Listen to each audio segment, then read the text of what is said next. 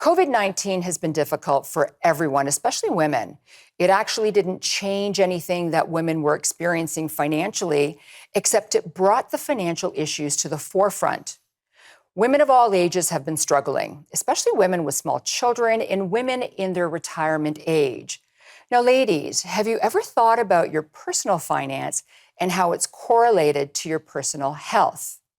When women retire, we actually have less money to retire with than our male counterparts, partly because we make 87 cents to the dollar that they make, and we live longer. So today I'm joined by Annie Gaudreault, founder of VEEV Health and Wellness. She's a nutritionist and women's health coach.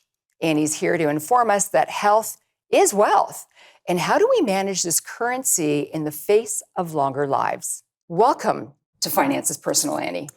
Thank you for having me, Liz. So I can't wait to delve into this. I always think of wealth being health and wealth going together.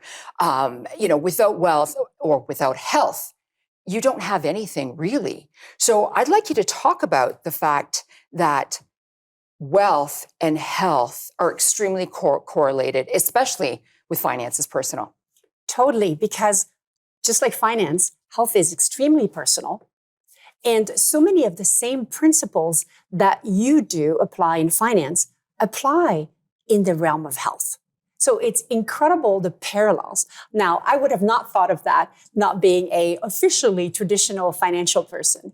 But the more I have been coaching women and the more I've been listening to people like yourself, I see how incredibly the two are related. And because we have very serious realities in front of us with longer lives, more responsibilities as we take care of sandwich generations. Right. So it's incredibly important to be talking about how do we manage this currency that is our health. Well, I think it's really important as well, because if you look at women, so when we start our career and we start, getting successful, then there's a child, so you stay at home for a year.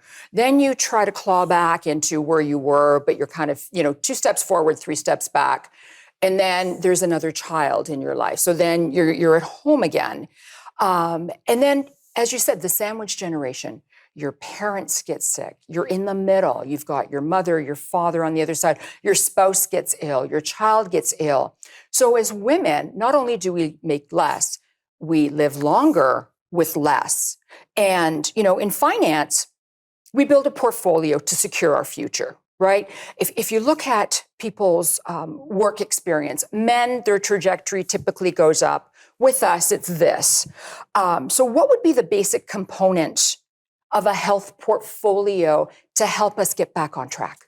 It's so important to actually be back on track. So I love to talk about being in the driver's seat of our health.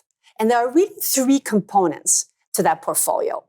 So put simply, is the mental, physical, and emotional portfolio. So the first, mental, right? Cognitive disease and conditions over-index for women, 3 to 1. Right. It's really, really important that we make sure that we keep this brain ultimately functional as best as we can. And we have a lot of science now that teaches us how to do that. Second of all, physical. Most of us will go to there, right? Oh, I need to eat well and I need to exercise.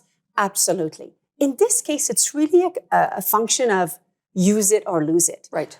A lot of the main conditions that you hear out there, diabetes, cardiovascular issues, some cancer, are not the result of aging.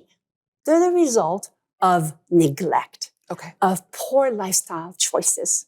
So we know from a scientific point of view that making sure that the portfolio includes a strong physical component is actually able to really prevent any of these. And then the last component of this portfolio is emotional. And you might think, what does a nutritionist know about this? And it really actually comes down to the quality of your own relationship with yourself, right? Stress management. Right. How are you actually emotionally happy in your life? How resilient are you? And then the quality of your relationships, because we now know that it actually affects your main relationships outside of your marriage are key to your overall health and longevity. And we will be right back with more of Annie and Health and Wealth.